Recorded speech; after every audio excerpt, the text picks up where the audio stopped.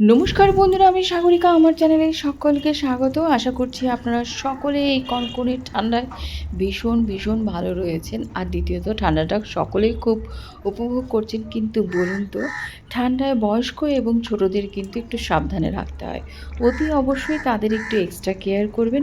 আর দ্বিতীয়ত সকলকে মকর সংক্রান্তি, পৌষ সংক্রান্তির অনেক শুভকামনা রইলো। আজকেও আপনাদের সামনে ইলিশের একটা পাতলা ঝোলের রেসিপি বলতে পারেন, যেটা টাটকা তাজা বেগুন দিয়ে একদম বিনা মশলায় তৈরি করা একটা রেসিপি।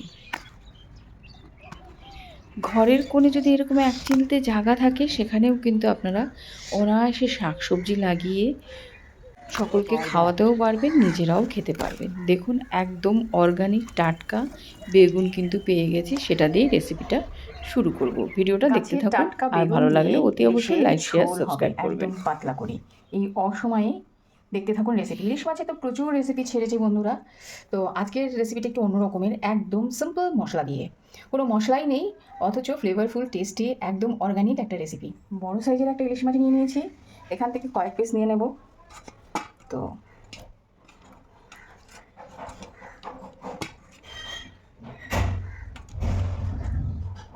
তো এই কয়েক পিসই রান্না করব। এবারে মাছে আমি লবণ হলুদ মাখিয়ে নেব। প্রথমে আমি দিয়ে দিচ্ছি লবণ। মাছটা কিন্তু আজকে হালকা করে ভেজে নেব, ভেজেই রান্না করব। এবারে মাছটাকে ভালো করে হাতের মাধ্যমে এইভাবে মাখিয়ে নেব। খুবই সাধারণ রান্না।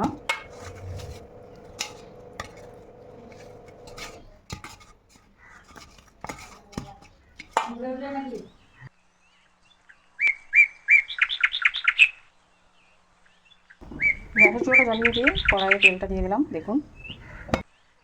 আর এই যে ইলিশ মাছ, দেখুন এইভাবে কেটে নিচ্ছি।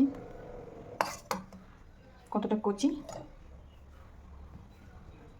বেগুনটা বেশ সুন্দরভাবে কেটে নিয়েছি। গাছের বেগুন অসাধারণ হয় বন্ধুরা, একদম সিম্পল রেসিপি, সাদা মাটা, খেতে কিন্তু অপূর্ব হয়। লবণ মাখিয়ে নিয়েছি। তেলটা কিন্তু গরম হয়ে গেছে। এবার মাছগুলো কিন্তু একের পর এক ছেড়ে দেবো।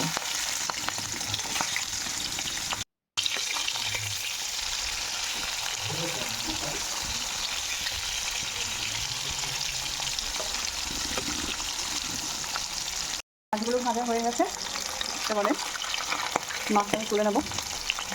হালকাভাবে ভাজবে মাছ।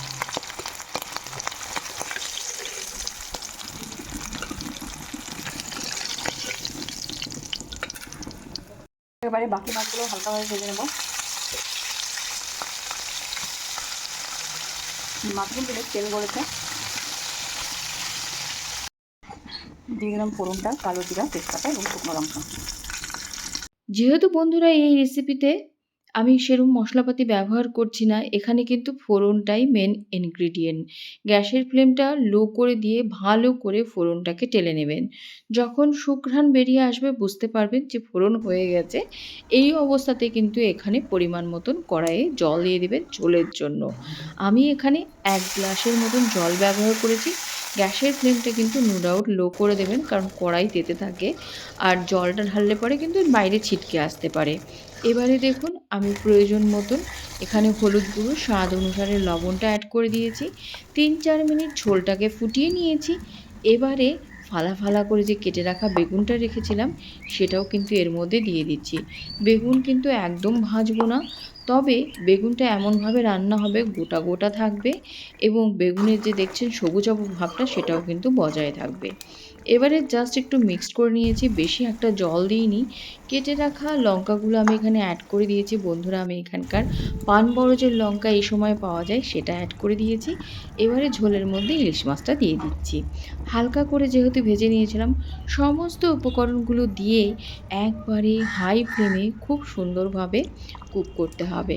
আর এটা কিন্তু একদম ইনস্ট্যান্ট রেসিপি, জাস্ট ওই ম্যাগি রান্না করার মতন।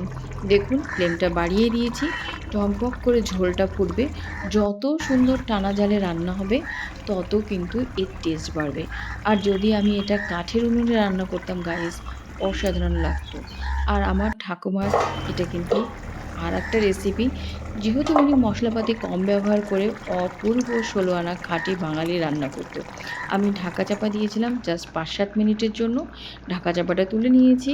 ওপরে আমি খুব সুন্দরভাবে ভাজা জিরের গুঁড়ো ছিটিয়ে দিয়ে আবারও একটু ২-৪ মিনিট রান্না করে নিয়েছি। দেখুন, ইলিশের রেসিপি কিন্তু একদম কমপ্লিট। বেগুনগুলো গোটা, গোটা রয়েছে, একদম আস্ত রয়েছে, অথচ প্রপারলি সেদ্ধ হয়ে গেছে। বাড়ির টাটকা ফ্রেশ বেগুন, কোনো কচড়া নেই বেগুনের মধ্যে। আর এইভাবে সার্ভ করে দিচ্ছি গরম ভাতের সঙ্গে, কিন্তু একদম জমে ক্ষীর হয়ে যাবে। এই কনকনে ঠান্ডায় রোদে বসে খেতে অপূর্ব লাগবে। যাই হোক, রেসিপিটি কেমন হয়েছে কাইন্ডলি কমেন্টের মাধ্যমে জানাবেন। আর ভিডিওটি যারা, যারা দেখছেন তাদেরকে সকলকে অসংখ্য ধন্যবাদ। আর এই পর্যন্ত, দেখা হবে অন্য ভিডিওর মাধ্যমে।